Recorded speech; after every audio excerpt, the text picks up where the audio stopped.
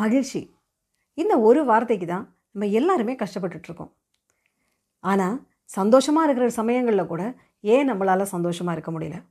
சந்தோஷமாக இருக்கணும்னு நினைக்கிறோம். ஆனால் சந்தோஷமாக இருக்கிற சிச்சுவேஷன் வந்தால் கூட ஏன் நம்மளால் சந்தோஷமாக இருக்க முடியல? இது எதனால் இந்த மாதிரி இருக்குது? இது எப்படி ஓவர் கம் பண்ணலாம் அப்படிங்கிறத இந்த வீடியோவில் பார்க்கலாம்.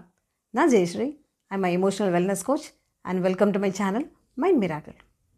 சந்தோஷமாக இருக்கிறதுக்கு தான் நம்ம எல்லா வேலைகளையுமே செய்கிறோம் இல்லையா? அல்டிமேட் எய்ம் என்ன அப்படின்னா சந்தோஷமாக இருக்கிறது.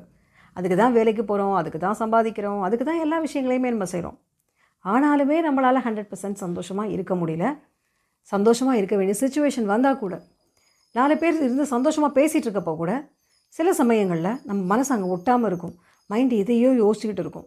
எல்லோரும் ஏன் இந்த மாதிரி இருக்க அப்படின்னு கேட்டால், ஏன் என்னாச்சு அப்படின்னு கேட்டால், ஒன்றும் இல்லையே, நல்லா தான் இருக்கேன் அப்படின்னு சொல்லுவோம். ஆனால் நம்மளுக்கு தான் தெரியும் மனசோட ஒரு மூலையில் ஏதோ ஒரு கவலை அந்த மாதிரி இருந்துக்கிட்டே இருக்குது அப்படின்னு. எதனால் இந்த மாதிரி இருக்கலாம்? இது காரணம் என்ன அப்படின்னு சொன்னால், உங்களுடைய கான்ஷியஸ் மைண்ட் சந்தோஷமாக இருக்கணும்னு ஆசைப்படுது. ஆனால் உங்களுடைய ஆழ்மனம், அதாவது சப்கான்ஷியஸ் மைண்ட் இருக்கு இல்லையா, அது நிறைய விஷயங்களை ஸ்டோர் பண்ணி வச்சுருக்கு. அது எந்த மாதிரியான விஷயங்கள் அப்படின்னா, உங்களுடைய வாழ்க்கையில், அதாவது உங்களுடைய கடந்த கால வாழ்க்கையில் சில விஷயங்கள் நடந்திருக்கலாம்.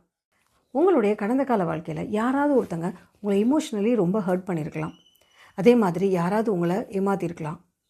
அதே மாதிரி சில சமயங்களில் நீங்கள் சில ஆசைப்பட்ட விஷயங்கள் நடக்காமல் போயிருக்கலாம். ஸோ இந்த மாதிரி ஒரு டிஸப்பாயின்மெண்ட்டோ இல்லை ஒரு இமோஷ்னல் ஹர்ட்டோ இல்லை சொல்லப்போனால் சில சமயங்களில் ஒரு குற்ற உணர்வு, ஏதோ ஒரு கில்ட்டி கான்ஷியஸ், அந்த மாதிரி கூட இருக்கலாம். ஸோ ஆக மொத்தத்தில் ஏதோ ஒரு அன்செட்டில்டு இமோஷன் உங்களுடைய மனசில் இருக்குது அப்படின்னு சொன்னால், அது உங்கள் சப்கான்ஷியஸ் மைண்ட் இன்ன வரைக்கும் அது ஆறாமல் வச்சுக்கிட்டே தான் இருக்குது.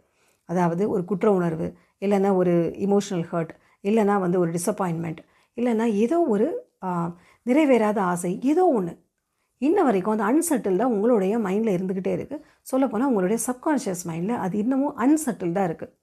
ஸோ இந்த அன்செட்டில்டு இமோஷன் என்ன அப்படின்னா, அப்பப்போ உங்களுக்கு வெளியில் வந்துகிட்டே இருக்கும். திஸ் இஸ் நாட் செட்டில்ட் அப்படிங்கிற மாதிரி. அதாவது இப்போ சப்போஸ் உங்களுடைய ஃபோனில் ஸ்டோரேஜ் கம்மியாகிடுச்சுன்னு வச்சுக்கோங்களேன். ஏதோ ஒரு மெசேஜ் வந்துக்கிட்டே இருக்கும் தெரியுமா? இப்போ ஸ்டோரேஜ் கம்மியாக இருக்குது, சில விஷயங்களை க்ளீன் பண்ணுங்கள் அப்படிங்கிற மாதிரி ஒரு மெசேஜ் அப்பப்போ பாப்பப் ஆகிக்கிட்டே இருக்கும். எதுக்குன்னா அது ஒரு ரிமைண்டர், ஸ்பேஸ் கம்மியாகிட்டு இருக்குது, நீங்கள் இதெல்லாம் க்ளீன் பண்ணணும் அப்படிங்கிற மாதிரி ஒரு ரிமைண்டர். அதே தான் உங்களுடைய சப்கான்ஷியஸ் மைண்ட் இந்த சமயங்களில் செய்யுது. சந்தோஷமாக இருக்கிறப்ப கூட உங்களால் முழுமையாக சந்தோஷமாக இருக்க முடியல அப்படின்னா, உங்கள் சப்கான்ஷியஸ் மைண்ட் இதை ஒரு இண்டிகேஷன் காமிச்சிட்டே இருக்குது. மனசில் இன்னும் அன்செட்டில்டு இமோஷன்ஸ் இருக்குது, இதை கிளியர் பண்ணுங்கள் அப்படிங்கிற மாதிரி ஒரு சிக்னல், ஒரு சிம்டம் கொடுத்துக்கிட்டே இருக்குது. ஸோ மனசில் இந்த மாதிரி ஏதோ ஒரு அன்செட்டில்டு இமோஷன் இருந்தது அப்படின்னா, உங்களால் முழுமையான ஒரு சந்தோஷம் அப்படிங்கிறத அனுபவிக்க முடியாது. சரி, இது பாஸ்ட்டில். சப்போஸ் ப்ரெசன்ட் லைஃப்பில் எனக்கு அந்த மாதிரி பாஸ்ட்லலாம் எந்த பிரச்சனையும் இல்லைங்க, பாஸ்ட்டில் பொறுத்த வரைக்கும் எவ்ரிதிங் இஸ் ஓகே, எனக்கு எந்த பிரச்சனையும் இல்லாமல் தான் நான் வளர்ந்தேன் அப்படின்னா தட்ஸ் ஃபைன். ஆனால் ப்ரெசன்ட் லைஃப்பில் உங்களுக்கு அதிகமான ரெஸ்பான்சிபிலிட்டிஸ் ஏதாவது இருக்கான்னு பாருங்கள். ஓவர்வெல்மிங் ரெஸ்பான்சிபிலிட்டிஸ், உங்களை எப்போதுமே டென்ஷனாக ஸ்ட்ரெஸ்ஸாக இருக்கிற மாதிரி அதிகபட்சமாக அது வேலைகள் அதிகமாக இருக்குதா? இல்லைன்னா உங்களை நீங்கள் கேர் பண்ணிக்கிறதே இல்லையா? உங்களை நீங்கள் மற்றவங்களுக்காக எல்லா வேலையும் செஞ்சுட்டு உங்களை நீங்கள் இக்னோர் பண்ணிகிட்டே இருக்கீங்களா அப்படிங்கிறதையும் பாருங்கள். ஸோ அந்த மாதிரி இருந்தாலும் உங்களுடைய சப்கான்ஷியஸ் மைண்ட் என்ன பண்ணும் அப்படின்னு சொன்னால், என்னை கொஞ்சம் கவனி அப்படிங்கிற மாதிரி உங்களுக்கு சிக்னல் கொடுத்துட்டே இருக்கும். ஏன்னா இதுக்கு ஓவர்வெல்மிங்காக இருக்குது, என்னால் இதை பேர் பண்ண முடியல அப்படிங்கிற மாதிரி உங்கள் மைண்டை சிக்னல் கொடுத்துட்டே இருக்குது. அதனால தான் சந்தோஷமாக இருக்கணுங்கிற ஒரு சுச்சுவேஷன், ஒரு ஃபேமிலி கேதரிங்கில் கூட எல்லாரும் சிரித்து பேசிகிட்டு இருக்கப்போ கூட உங்களால் முழுமையான சந்தோஷத்தோடு இருக்க முடியல. ஸ்மைல் பண்ணுவீங்க, பேசுவீங்க, ஆனால் மனசோட உள்ளர ஏதோ ஒரு கவலை கொஞ்சம் கொஞ்சமாக அரிச்சிக்கிட்டே இருக்கிற மாதிரி ஒரு ஃபீலிங் இருக்கும். ஸோ அதனால தான் இந்த ஒரு விஷயம் ரொம்ப முக்கியமான விஷயம். வெளியில் சந்தோஷமாக காட்டிக்கிறது முக்கியம் இல்லை, உள்ளுக்குள்ளே மனசுக்குள்ளே நம்ம எந்த அளவுக்கு முழுமையாக சந்தோஷம் இருக்கிறோம் அப்படிங்கிறது தானே ரொம்ப முக்கியம் இல்லையா? அதனால தான் இந்த அன்செட்டில்டு இமோஷன்ஸை கிளியர் பண்ணுங்கள். அதே மாதிரி ப்ரெசன்ட் லைஃப்பில் அதிகமாக ரெஸ்பான்சிபிலிட்டிஸ் உங்களுக்கு இருக்குது, உங்களுக்கு கவனிக்க முடியல அப்படின்னு சொன்னால் உங்களுக்கு நேரம் ஒதுக்க ஆரம்பிங்க. சரி, இந்த மாதிரி பிரச்சனைகள் இருக்குது அப்படின்னா இது எப்படி ஓவர் கம் பண்ணலாம் அப்படிங்கிறதையும் நான் சொல்லிடுறேன். டெய்லி 3 விஷயங்களை ஃபாலோ பண்ணுங்கள். உங்களுடைய பாஸ்ட் லைஃப்லேருந்து வெளியில் வர்றதுக்கு ஹோஓபனோபோனோ மெடிடேஷனை ப்ராக்டிஸ் பண்ணுங்கள். ஹோஓபனோபோனோ அப்படின்னா அது ஒரு ஏன்ஷியன் ஹவாயன் ப்ராக்டிஸ். அதில் ஒரு 4 ஃப்ரேசஸ் இருக்குது. அதாவது I am sorry, please forgive me, thank you and I love you அப்படிங்கிற 4 ஃப்ரேசஸ். இந்த 4 ஃப்ரேசஸையும் உங்களுடைய சப்கான்ஷியஸ் மைண்டை நினச்சிட்டு சொல்லுங்கள். You are reconnecting with your own self அப்படிங்கிற மாதிரி உங்களுடைய ஆழ்மனது கூட நீங்கள் பேசுகிற மாதிரி இந்த 4 ஃப்ரேசஸையும் சொல்லுங்கள். எத்தனை தடவை சொல்லலாம் அப்படின்னா, டெய்லி தூங்க போகிறதுக்கு முன்னாடி ஒரு 5 டைம்ஸ் ஆர் 7 டைம்ஸ் சொல்லுங்கள். அதே மாதிரி காலைல எழுந்தோன்னே 5 டைம்ஸ் 7 டைம்ஸ் சொல்லுங்கள்.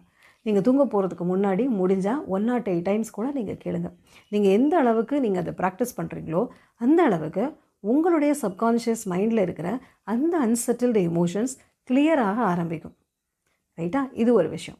ப்ரெசன்ட் லைஃப்பில் உங்களை நீங்கள் இக்னோர் பண்ணிகிட்டே இருக்கிறீங்க அப்படின்னு சொன்னால் உங்களுடைய மைண்டு எப்போதுமே அலர்ட் மோட், சர்வைவல் மோட்லேயே இருந்துகிட்ருக்கும். அதனால தான் உங்களால் முழுமையாக ஹாப்பியாக இருக்க முடியல. அதுக்கு என்ன செய்யலாம்னா, டெய்லி 10 மினிட்ஸ் உங்களுடைய தாட்ஸை கவனிங்க, உங்களுடைய இமோஷன்ஸை கவனிங்க. நான் எந்த மாதிரி ஃபீல் பண்ணுறேன் அப்படிங்கிறத கவனிக்க ஆரம்பிங்க.